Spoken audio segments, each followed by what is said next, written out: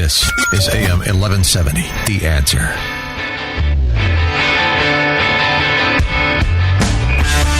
Welcome back. You are listening to Whissel Wednesdays here on AM 1170, The Answer. My name is Kyle Whissel, your host with Whissel Realty, joined as always by Mr. Jason the Scooter Hall. Oh, nice. With Team Home Loans.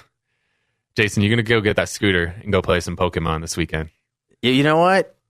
I literally put it in my office. Everybody goes, "You okay?" And I go, "Yeah, I took it out of the car. So it's just sitting in the office."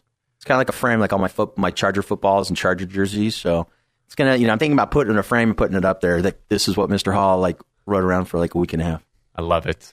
Just get it gold coated, put it on the wall. I would definitely go blue and gold if it was mine. Absolutely. Everybody was asking me, where's your Charger bolt? And I said, well, if this was my scooter, it would absolutely be blue and gold, just like my cars.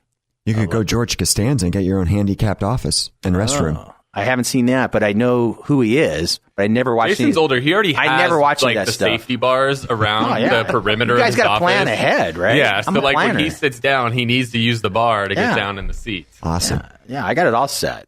That's why all my loans go so smooth, right? Because everything's set, right? Yeah, because you smoothly sit down with the bars that you have around your office. That's why they're so smooth.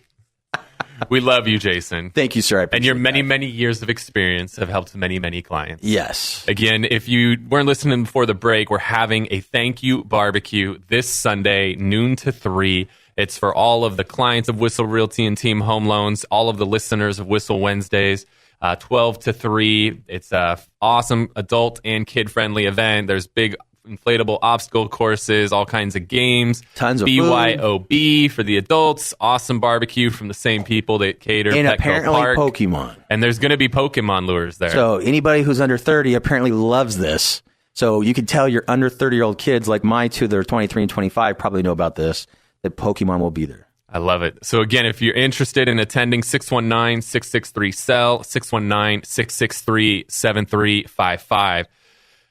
Red, you guys recently had one of the craziest hoarder houses in San Diego. And you guys have been clearing this out. Were there any Pokemons in this house? I didn't have the app, so I couldn't confirm that. Nor deny it. Yeah. No Pokemon sightings. So you're a partition referee. Tell us real quick a little bit about what you do, and then I want to hear about this crazy hoarder house that you guys have been working on. Sure. So I do kind of two different roles. I act as a partition referee, which is typically dealing with co-owners that are having disputes about a property, and in the end, a court will appoint me to come in, sell the property, split the proceeds. But the messier disputes I get involved in, I act as a health and safety receiver. Same type of situation. I get appointed by a court to step in, take control of a property that's dangerous to the community, to the occupants, to the neighbors. And so that's where I end up dealing with properties like extreme hoarder properties, drug properties, nuisance properties, abandoned properties, you name it. When it gets to a point that a city and the community just can't get a grasp and handle what's going on site, a city will file a lawsuit against an owner and bring me in as a third-party kind of neutral receiver. So that's where we get into those houses that maybe you've seen the TV show Hoarders. And yeah, that's what I do. I step in, put a team together, get the place cleared out, address all the issues at the property, and hopefully get to a happy resolution. So tell us about the Mira Mesa house. I've heard this house was on the news before. It was so bad. So tell us about it. Sure. I'll give you kind of the overview. It is an active, ongoing case, so I won't... No addresses needed. Yeah, exactly. Probably already blew it away with Mira Mesa for any trouble. No, so, it does, I guess, unfortunately, fit the bill of a lot of the hoarder properties that I'll deal with.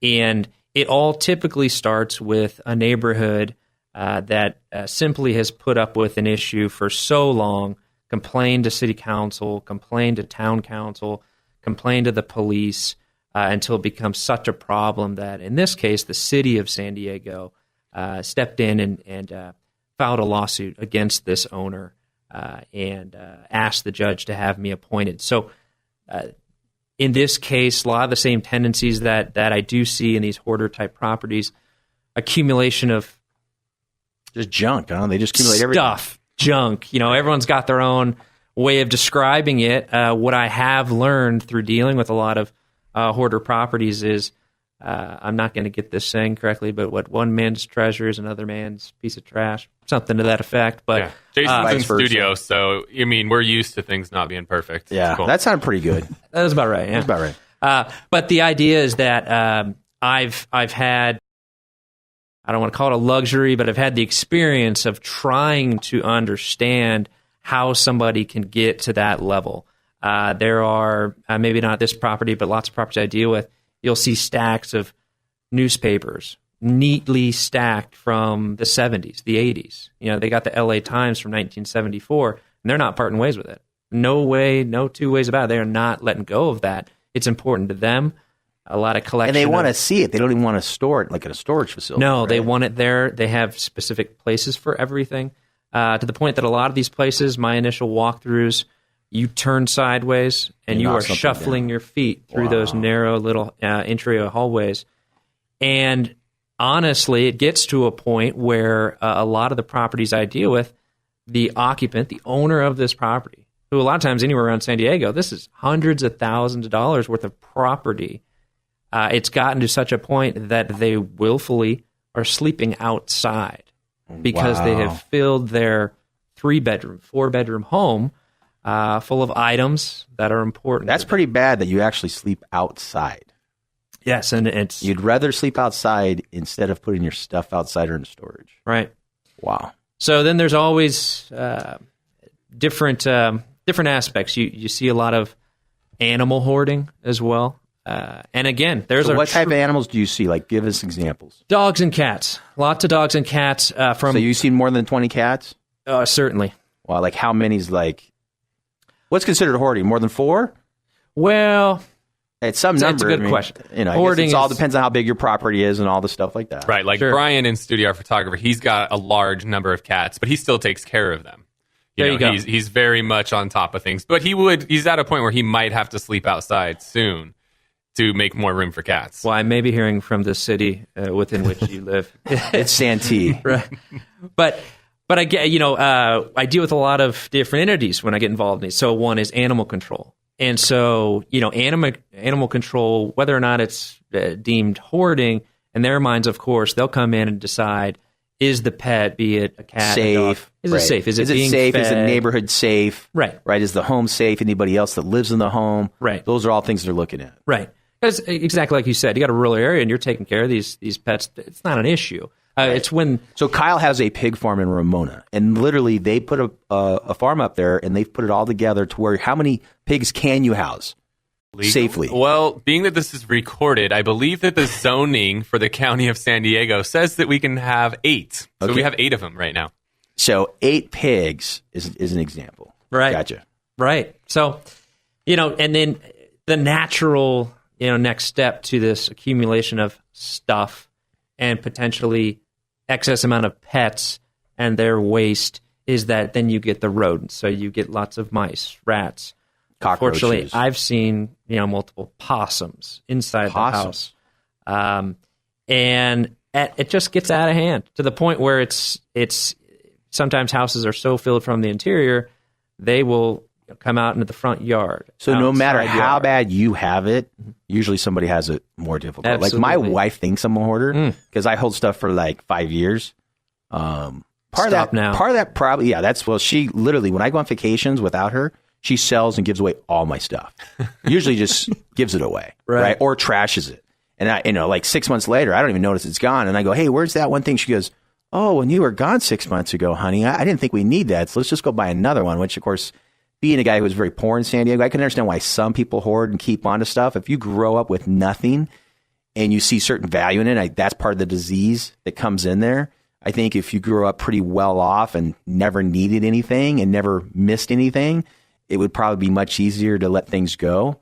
So that's part of it. But if you're listening, there's somebody else who probably has it worse than you based on what Red's sharing. I mean, that's amazing that they sleep outside. Yeah, and you brought up the word disease, and what's typically related to hoarding. There's always some underlying mental illnesses. I'm a member of the San Diego County Hoarding Collaboration, and we get together once a month, and it's a collection of very intelligent, hardworking, focused people in the medical field that are looking into this issue. Trying to find a solution. And can we tell it earlier? And can we help people before they ever get there? Right. And unfortunately, and this may be a rabbit hole, but when you get into that discussion of mental illness, one problem I end up having to deal with is that the person has to willingly want that help and seek out that help. And so while I come at it always from an angle of the property, I'm ordered to come in and fix that property up and then have an exit plan, whether it's going to be sold or given back to the owner. But what's never touched upon, it's kind of the gray area, and what I always end up dealing with are human issues. Right. And so we're dealing with housing and putting someone somewhere else while we're doing the work. And then where do they go after that? And how hard is it to tell somebody that the city has got involved, hired me, if we have to fix this problem, or they will take your house? Because so many people are like, well, this is my house. I can do what I want, right? I'm sure you hear this all the time. This is my house. I can do what I want up to a certain point where there's code and issues. And that's where the city's now gotten involved. And all the people have complained weeks and months earlier and years, that's wild. That's a tough job. Right. You probably see all kinds of interesting stuff, Red. Yeah. And so hoarding is certainly one aspect, but it gets into drug labs at residences and slum motels, slum apartments. But these are, a small percentage of course, housing and property in California, but it is to that extreme level where a city has to take this drastic step of suing that property owner and bringing in someone like myself as a receiver. I love it. So we're going to head to a break here on Whissel Wednesdays. You're listening to Red Griswold Law. When we get back, Red, I want to find out what happens once you do take over one of these properties. You're appointed by the court. I want to find out what happens at that point. Again, you're listening to Whissel Wednesdays here on AM 1170, The Answer.